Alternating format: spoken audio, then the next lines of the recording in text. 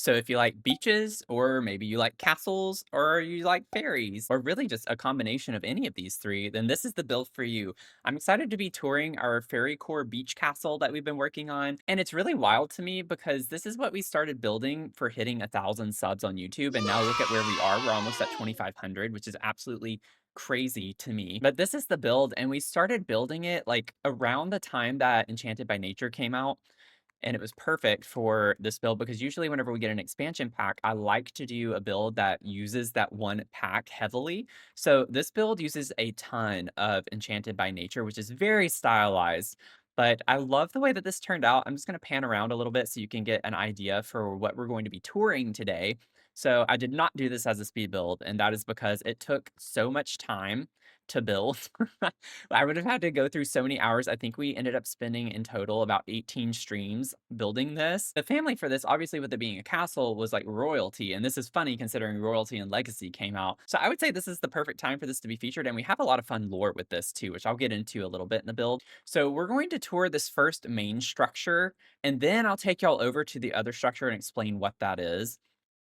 So as we come through the front door right here, this is the entrance. You have a nice foyer space, and then you have your grand piano off to the side over here. We're gonna loop around going to the left first though. So we have like a nice little cluttered table up here at the front. I put a fountain in with some of these like fun lights. I did like a custom bolt type look to it. I don't know. It was just fun energy. And then we have the like big dining hall, what I call the Great Hall on stream.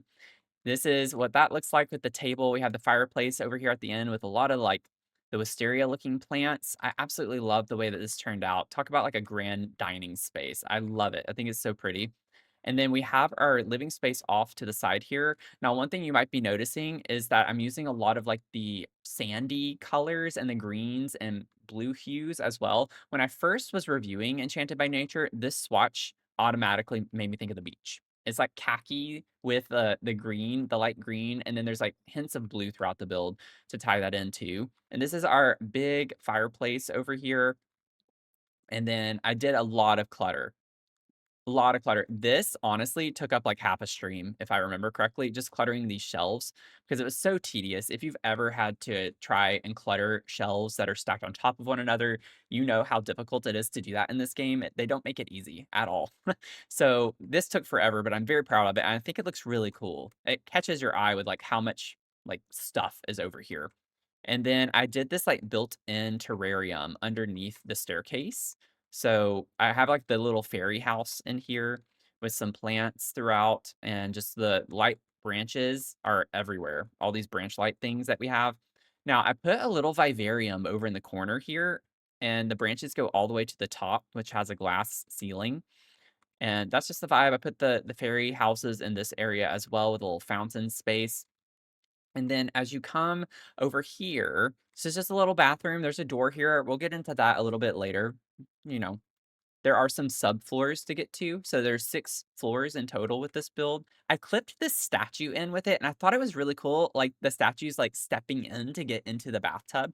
So I just thought that blended in really well. It was a neat little feature. Fairies don't need bathrooms, so I only put 1 bathroom. Just in case you downloaded off the gallery, just explaining myself as to why there's only 1 bathroom. But this is the kitchen space, obviously, so I used a little bit of Realm of Magic with the appliances. I think it worked well, and then lots of plants. I put gnomes all over this build as well, which is just really cute. And then I used the glass wallpaper, which is beautiful. Like, if you are on the beach, you wanna be able to see outside really well, you know? So I put these over in the corner in this nook. This is like our breakfast nook area. Sorry, just got a little whiplash. I put the, like, benches all around this bay window space, and I pretended like some of them were open, some were closed. And then I have like a little tea coffee station off to the side right here, which I think turned out pretty cute. But that is essentially the kitchen space at a glance. You can see I was combining the blues and greens like I was talking about. So that was the idea there.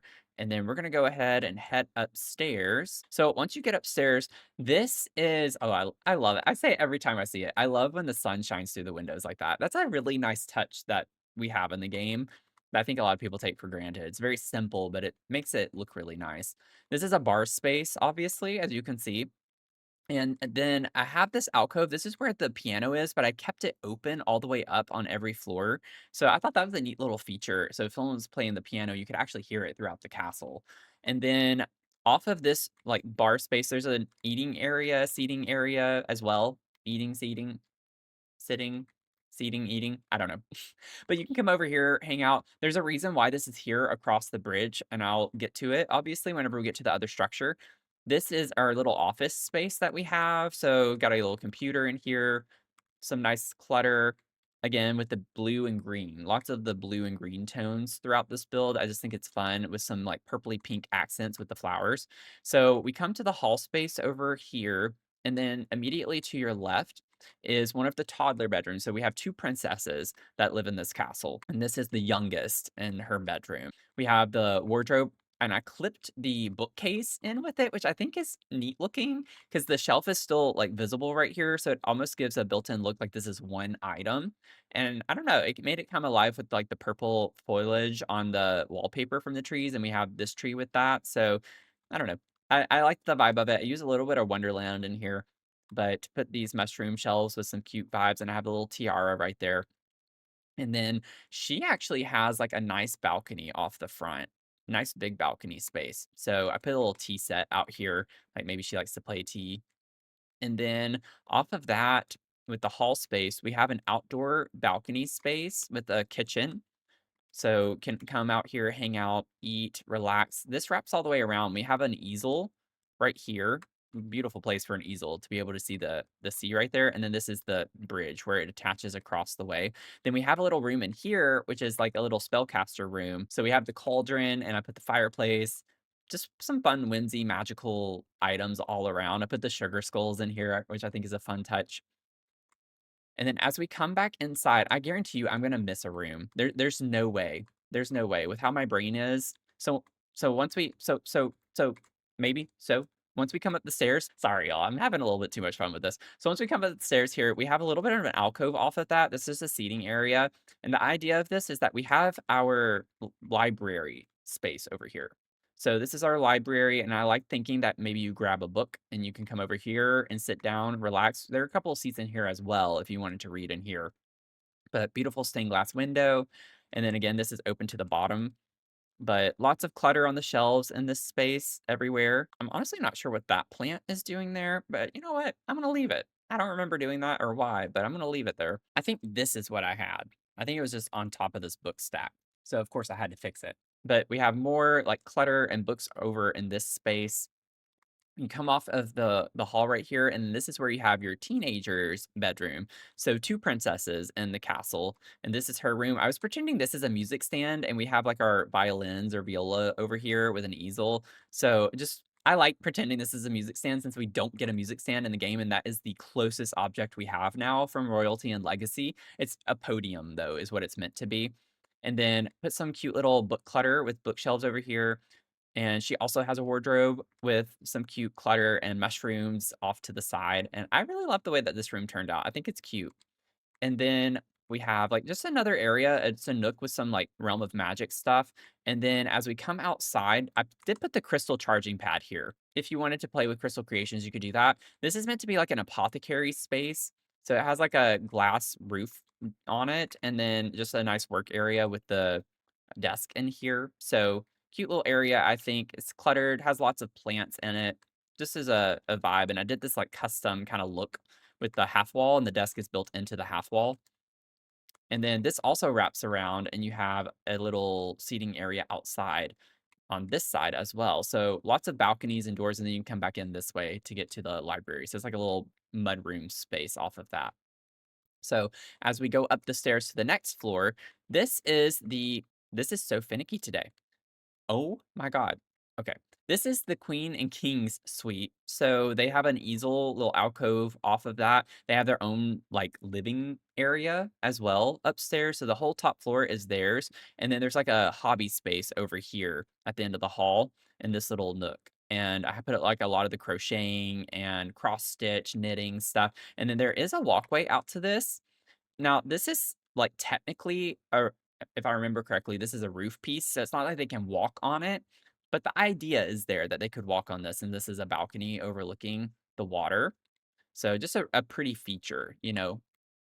And then their bedroom is over off of these double doors, so they have their bed space over here. I'm getting out of tab mode because it's being a little finicky with this one. So the queen has her crown over here, and then they have some, like, cute clutter on the shelves in this area off to the side, but then their wardrobe is down this hall, so they have a little of a walkway, and then wardrobe is over in this space, which I think is really pretty, and then they have their own balcony, and I, like, put a nice little fountain and then put a meditation stool outside.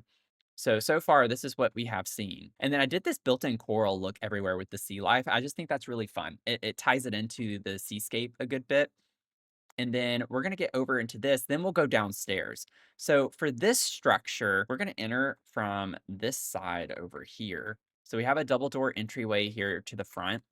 And then as you come in, there is the double doors that are open here. And then I have these like big magical rocks off to the side. And I'm treating those as like magic crystals or power sources that like hook up to the throne of the king and queen here. I don't know. Maybe it charges their powers when they sit in the thrones. I don't know. I just like having fun with stuff like that.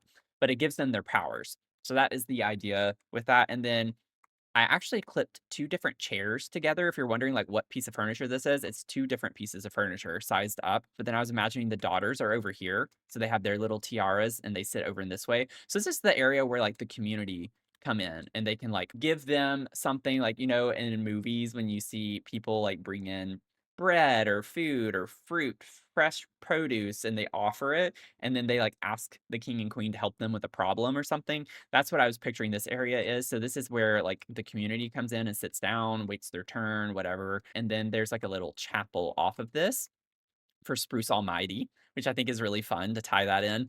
And then I ended up using the new royalty and legacy like little hideaway as well in the back over here, which I think is cute. So that's what this space is off of that. And so imagining that we're on top of this bridge now. So we came from over here, the bar area, so as you walk through here, I put the statues everywhere with some nice landscaping throughout. And then you come in here, you have this table with the masks and the fan and then some music. And the idea is that this is your ballroom. So this is where people come to dance and hang out. And there are dance floors in here. You can't see them because I sized them down. So they should function if the sim has autonomy. And if you see random sims just dancing here, that is why. There are dance floors here, you just cannot see them. And I did tuck like a little piano. Well, it's not a little piano, it's a little space. I tucked a piano in this space over here. I don't know if it's functional. It would not be surprising if it's not, but I put it there for vibes because I like imagining in real life that there would be one here. So I get that affects some of y'all. Some of you don't like it when people build things that aren't functional. I build for vibes sometimes, and I was thinking that was a vibe moment. And then over here, I just put like a little seating area, and then there's a door that goes outside, and there's another door over here off of this ballroom space, and this takes you to like a cute little tea room. So that is the idea of this. It has a tall ceiling. Could you imagine? This is like such a pretty little space. I'd love to have some guests come over and just hang out in this space. So that is a little tea space. And then I think that's everything. You can also wrap around this way. There's a little balcony that you can walk on if you wanted to. And then there's a little seating space on this side. So lots of outdoor spaces, I would say. And then there is a ladder right here that blends in pretty well. And then the top floor here is meant to be like a fairy hangout spot. So it has like a hot tub, it has the fairy homes, and it's like very like planty. So lots of plants. It's supposed to be like an oasis type vibe to it. And I put the little crystals that light up, and I put some like hanging crystals as well. I think I was actually supposed to put more of them, so I will do that. And then over here is the bubble machine. So like a little hookah space if you wanted to hang out. And then I put a little telescope off the balcony there. Okay, so it took a minute to like add a couple more of these crystals. So I think that's cute to have those in the back like that. And then we have an attic up here that you just imagine a fairy like transports, teleports to you, because you know because fairies can do that. So that there's no other way to get in except that way, and I think that covers all of the main rooms inside. So I don't think we skipped or missed anything.